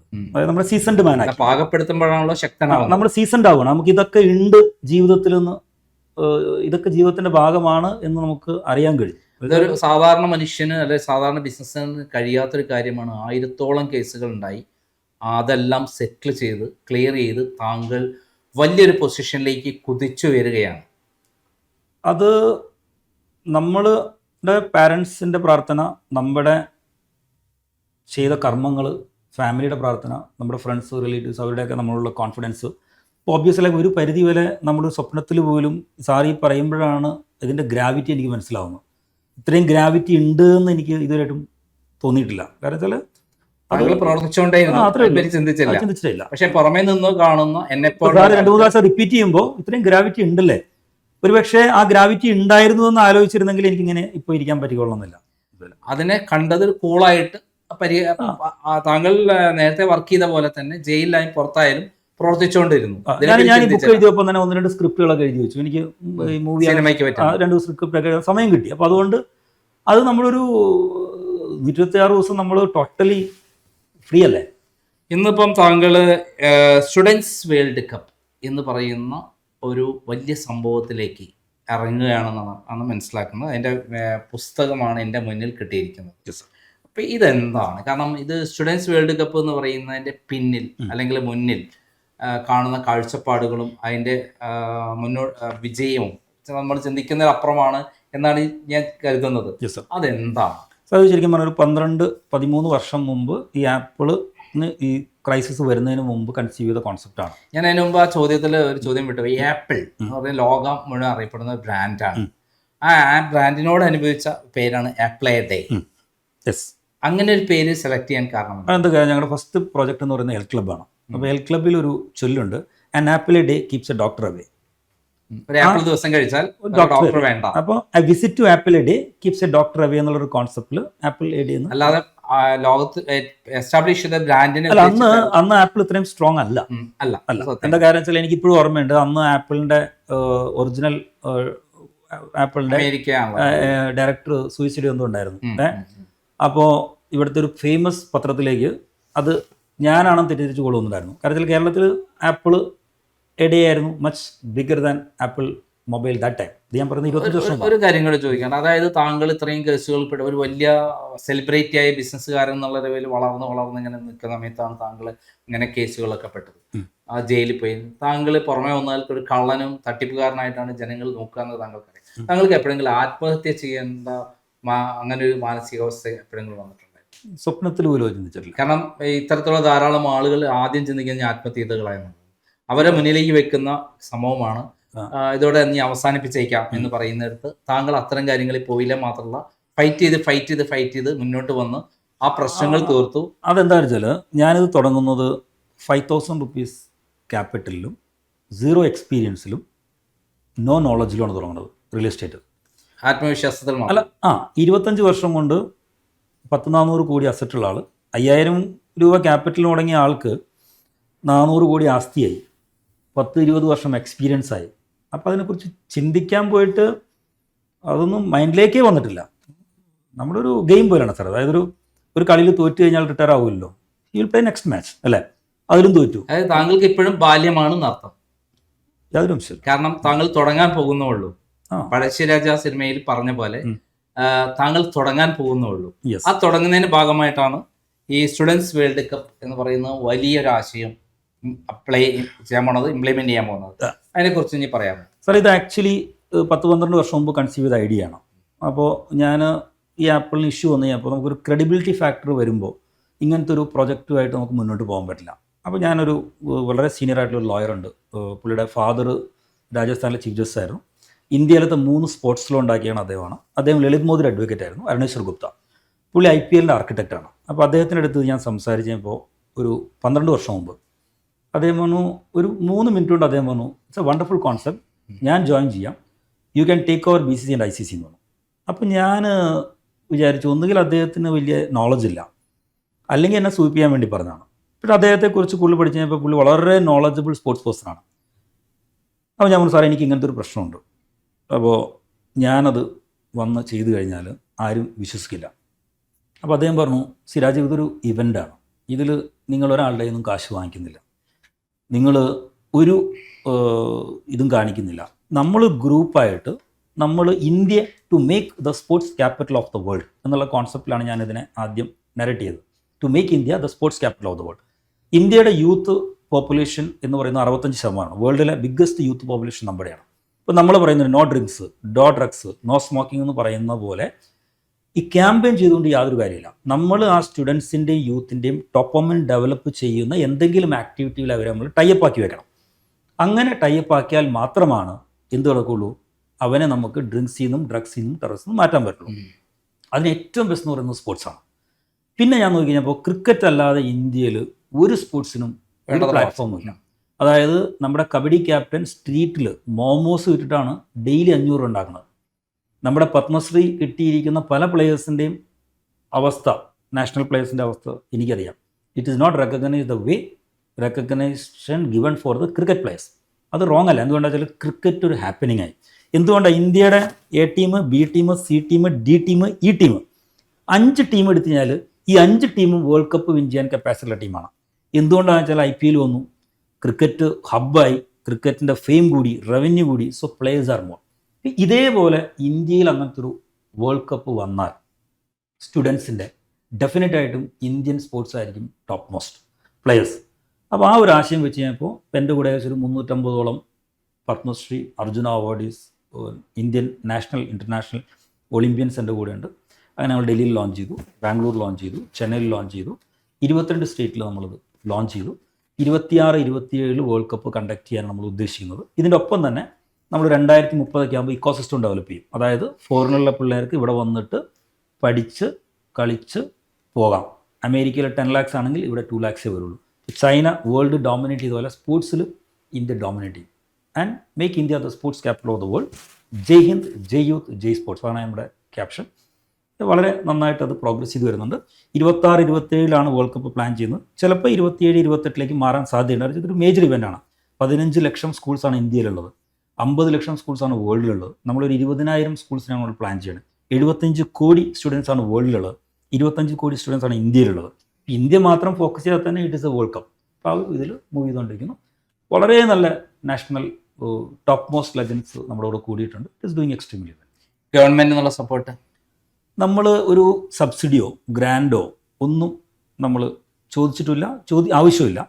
പിന്നെ ഇപ്പോഴത്തെ പുതിയ 2026 ജനുവരിയിൽ വന്നിരിക്കുന്ന സ്പോർട്സ് ലോ പ്രകാരം ഈ അഫിലിയേഷനും ഇമ്പോർട്ടൻ്റ് അല്ല. എല്ലാ ബോഡീസും ഗവൺമെൻറ്റിൻ്റെ ബോഡിയിൽ രജിസ്റ്റർ ചെയ്യണമെന്ന് മാത്രമേ ഉള്ളൂ.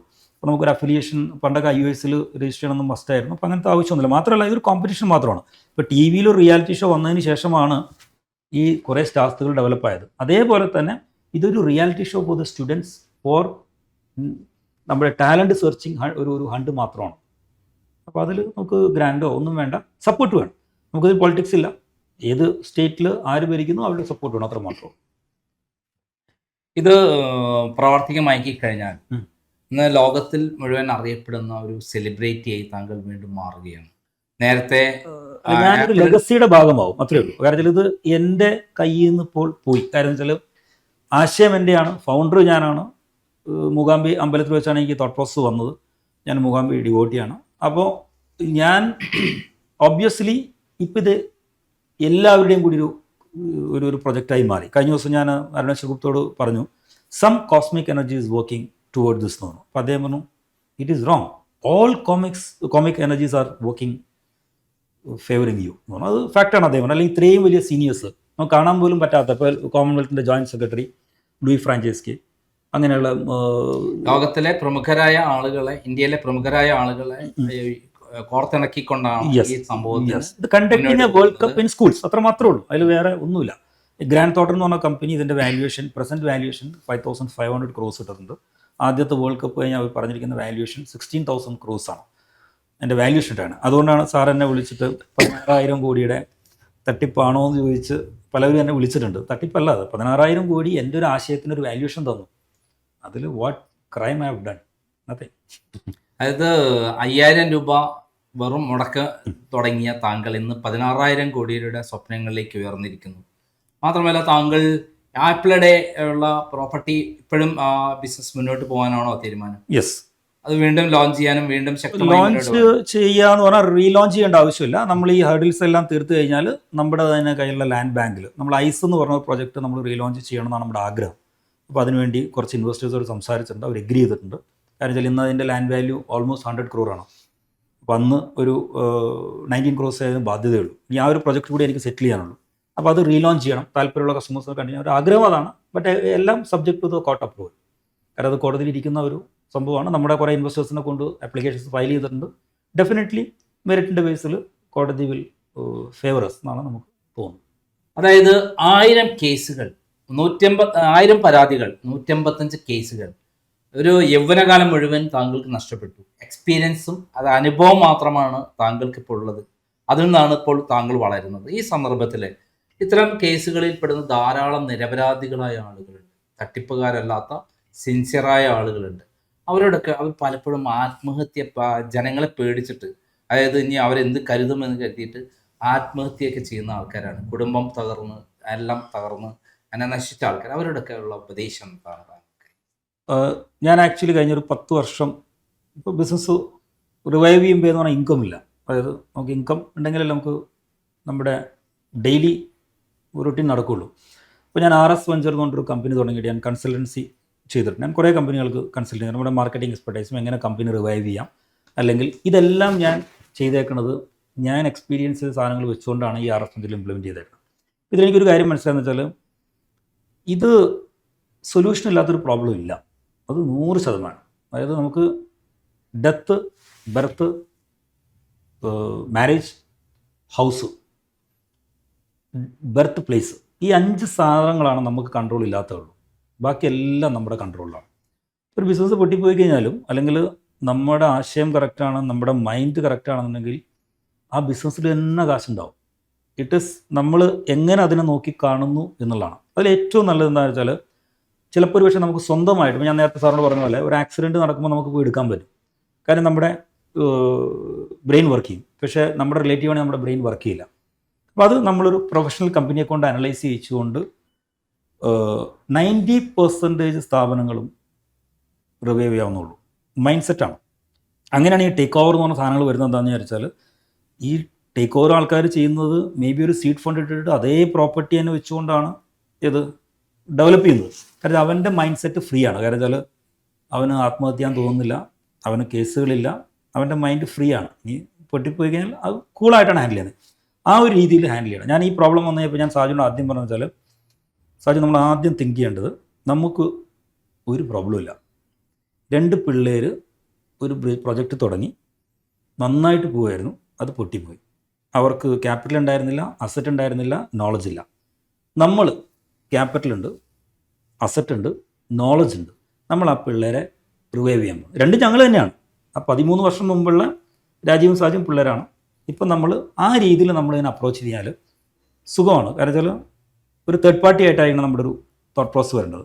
അങ്ങനെയാണ്. അല്ലെങ്കിൽ നമ്മൾ പേടിച്ചു പോയി, ഇത്രയും കേസ് ഉണ്ടല്ലോ. ഇപ്പോൾ സാറ് പറഞ്ഞപ്പോഴാണ് അതിൻ്റെ ഗ്രാവിറ്റി ഇപ്പം എനിക്ക് മനസ്സിലാവുന്നത്. പക്ഷെ നമ്മളതല്ല, എങ്ങനെ ആ അസറ്റ് വിറ്റ് ഫണ്ട് കൊണ്ടുവന്ന് അത് സെറ്റിൽ ചെയ്യാം. അവിടെ ആ സെറ്റിൽമെൻറ്റ് എമൗണ്ട് മാത്രമാണ്, നമ്പേഴ്സോ അല്ലെങ്കിൽ FIR അല്ലെങ്കിൽ വിശിഷ്യ ജയിലിൽ കിടക്കുമോ അല്ലെങ്കിൽ ഫാമിലി എന്താവുമെന്നോ പിള്ളേർക്ക് അതിനെക്കുറിച്ചൊന്നും തിങ്ക് ചെയ്യുന്നില്ല. ഓൺലി കാൽക്കുലേറ്റേഴ്സാണ്. അതായത് 10 ലക്ഷം കൊടുക്കാനുണ്ട്, 20 ലക്ഷം പ്രോപ്പർട്ടി വാല്യൂ ഉണ്ട്, 15 ലക്ഷത്തിന് നോക്കുക, സെറ്റിൽ ചെയ്യാം. ആ ഒരു തോട്ട് പ്രോസസ്സിൽ നമ്മൾ സെറ്റിൽ ചെയ്ത് കഴിഞ്ഞാൽ നമുക്ക് എല്ലാ അതാണ് എല്ലാവർക്കുമുള്ള ഉപദേശിക്കാൻ ഞാനായിട്ടില്ല. താങ്കളുടെ അനുഭവത്തിൽ ഉപദേശിക്കാൻ ഞാനായിട്ടില്ല. കാരണം വെച്ചാൽ പൂർത്തിയായില്ല എന്നുള്ളതുകൊണ്ടാണ്. യെസ് ഇനിയും കുറെ പോകാനുണ്ട്, മനസ്സിലായില്ലേ? പക്ഷേ എത്ര കാലം കൂടി ഉണ്ടാവും? ഞാൻ പറഞ്ഞ പോലെ മെറിറ്റ് ആൻഡ് പ്രഗ്നൻസി അത് ഒരു യൂണിവേഴ്സൽ തിയറിയാണ്. ഞാൻ നാളെ നടക്കണം. അത് അതിനൊരു അവരും കൂടെ തയ്യാറായാൽ അല്ല, നമ്മുടെ ഒരു യൂണിവേഴ്സൽ സപ്പോർട്ടും കൂടി വേണം. അത് ആവണ സമയത്താവും. ഇപ്പോൾ ഞാൻ പറഞ്ഞില്ലേ സാറിനോട്, 14 വർഷത്തിന് ശേഷമാണ് ഞാൻ ആദ്യമായിട്ട് മീഡിയയിൽ വരുന്നത്. എല്ലാ ദിവസവും വന്നുകൊണ്ടിരുന്ന ആളാണ് ഞാൻ. എല്ലാ ദിവസവും എന്തെങ്കിലും ഇവൻറ്റ്, ഞാനും സെലിബ്രിറ്റീസുമായിട്ടാണ് ഇവിടുത്തെ പല ചാനലുകളുടെ പല പ്രോഗ്രാമുകളും ഇനാഗുറേറ്റ് ചെയ്തേക്കുന്നത്. സെലിബ്രിറ്റി എന്ന് പറഞ്ഞാൽ ടോപ്പ് 1 ആക്ടർ, ടോപ്പ് 2 ആക്ടറൊക്കെ ആയിട്ട് കുറേ പരിപാടികൾ ഞാൻ ഇവിടെ ചെയ്തിട്ടുണ്ട്. ഗിന്നസ് വേൾഡ് റെക്കോർഡിൽ എൻ്റെ പേരുണ്ട്. ഗിന്നസ് വേൾഡ് റെക്കോർഡിൽ ഇപ്പോഴും എൻ്റെ പേര് ഉണ്ട്. ലിംക വേൾഡ് റെക്കോർഡിൽ എൻ്റെ പേരുണ്ട്. ടൈംസ് ഓഫ് ഇന്ത്യയുടെ ബെസ്റ്റ് മാർക്കറ്റിംഗ് പേഴ്സൺ എന്ന് പറയുന്നത് ഇന്ത്യയിലത്തെ ടോപ്പായിട്ടുള്ള ബിസിനസ്സുകാരുടെ ഒപ്പമാണ് ഞാൻ റിസീവ് ചെയ്തിട്ടുള്ളത്. അവിടുന്ന് നമ്മളൊരു ക്രാഷ് ലാൻഡ് വേണ്ടി 14 വർഷം വന്നിട്ടില്ല. പക്ഷേ എന്നെക്കുറിച്ച് മോശമായിട്ട് എഴുതാൻ വേണ്ടി ആരോ സാറിനെ വിളിച്ച് ഞാൻ സത്യം പറഞ്ഞു കഴിഞ്ഞപ്പോൾ സാർ എന്നോട് പറഞ്ഞു ആ സ്റ്റുഡിയോ കയറി ഇരിക്കാൻ പറഞ്ഞു. അങ്ങനെയല്ല, അതായത് എൻ്റെ അടുത്ത് ധാരാളം ആളുകൾ ഇൻഫർമേഷൻ പല കാര്യങ്ങളും തരാറുണ്ട്. എൻ്റെ രീതി എനിക്കറിയാം. കൺസേൺഡ് ആളെ വിളിച്ച് നിങ്ങൾക്ക് എന്താണ് പറയാനുള്ളത്, എൻ്റെ അടുത്ത് വന്ന സംഭവത്തിൽ താങ്കൾ കൃത്യമായി എന്നോട് മറുപടി പറഞ്ഞു. അതേസമയത്ത് അടുത്ത കാലത്ത് അതിന്റെ പേര് നശിച്ച ഒരു കമ്പനി ഉണ്ട്, ഹൈറിച്ച്. അവർ എന്നെ വിളിച്ചിട്ട് അദ്ദേഹം പറഞ്ഞ എന്നോട് ചോദിക്കേണ്ട, അഡ്വക്കേറ്റിനോട് ചോദിച്ചാൽ മതി എന്ന് പറഞ്ഞിട്ട് പറയുകയും ഞാൻ അതിൻ്റെ ഒരു വാർത്ത പുറത്തുവിടുക, ആ സംഭാഷണം പുറത്തുവിടുകയും ചെയ്തതോടിയിട്ടാണ് ധാരാളം ആളുകൾ പരാതിയുമായി പോവുകയും സ്ഥാപനം അയാളെ ജയിലിലാണ്. അതിലേക്ക് ഞാൻ സാറിനെ കാണാമെന്ന് പറഞ്ഞു. ഞാൻ സാറിനെ വന്ന് കാണാമെന്ന് പറഞ്ഞു. അപ്പോൾ വന്ന് കണ്ടു കഴിഞ്ഞിട്ട് 14 വർഷം ഞാൻ ചാനലിൽ പല ആൾക്കാരും യൂട്യൂബേഴ്സൊക്കെ വിളിക്കുന്നുണ്ട്. പക്ഷേ ഇന്ന് ഞാനത് സാറിൻ്റെ അടുത്ത് വരുമെന്ന് ഞാൻ സ്വപ്നത്തിൽ പോലും തീരുമാനിച്ചിട്ടില്ല. അപ്പോൾ അതിനൊരു ടൈം ആയിട്ടുണ്ട്. ഇപ്പോൾ സാറ് പറയാൻ കുടിച്ചു ടൈം ആയി പറഞ്ഞില്ലേ? അല്ല, താങ്കൾ എന്നോട് എല്ലാ കാര്യങ്ങളും പറഞ്ഞപ്പോൾ ഇത് പുറം ലോകം അറിയേണ്ട കാര്യമാണ്. കാരണം താങ്കളെ പറ്റി പുറം ലോകം അറിഞ്ഞത് കള്ളനും തട്ടിപ്പുകാരനുമായിട്ടാണ്. അത് അല്ല എന്ന് എനിക്ക് ബോധ്യപ്പെട്ട നിമിഷമാണ് ഞാൻ താങ്കളോട് പറഞ്ഞത് താങ്കൾ ലോകത്തോട് പറയണം. അതിനുള്ള അവസരം നമുക്ക് ഇപ്പോഴത്തെ ആണ് അതിൻ്റെ അവസരം.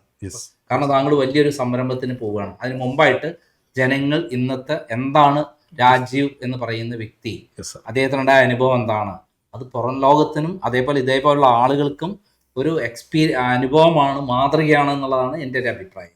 എന്തായാലും താങ്കൾ ഇന്നിപ്പം തീയിൽ കുരുത്തത് വെയിലത്ത് പാടില്ല എന്ന് പറയുന്ന പോലെയാണ് രാജീവിൻ്റെ ജീവിതകഥ. ഒരാൾക്കും ഉണ്ടാകാത്ത അനുഭവങ്ങളാണ് അദ്ദേഹത്തിന് ഉണ്ടായിട്ടുള്ളത്. സത്യസന്ധമായി ബിസിനസ് ചെയ്തു, ഉദ്ദേശശുദ്ധിയോട് ബിസിനസ് ചെയ്തു. പക്ഷെ ചില ബിസിനസ്സിലുണ്ടായ ചില താമസങ്ങൾ ആണ് അദ്ദേഹത്തെ തകർത്തത്. അത് ഞാൻ മനസ്സിലാക്കുന്ന ഒരു പറ്റം ആളുകൾ അതിനുവേണ്ടി പ്രവർത്തിച്ചു. ഇപ്പോൾ അദ്ദേഹം വീണ്ടും തിരിച്ചു വന്നിരിക്കുന്നു. ചെറിയ തിരിച്ചുവരവല്ല, ഫിനിക്സ് പക്ഷിയെ പോലെ ലോകം മുഴുവൻ നിറഞ്ഞു നിൽക്കുന്ന ഒരു വ്യക്തിത്വമായി അദ്ദേഹം വന്നിരിക്കുകയാണ്. നമുക്ക് അദ്ദേഹത്തിന് എല്ലാ സപ്പോർട്ടും കൊടുക്കാം. നന്ദി, നമസ്കാരം.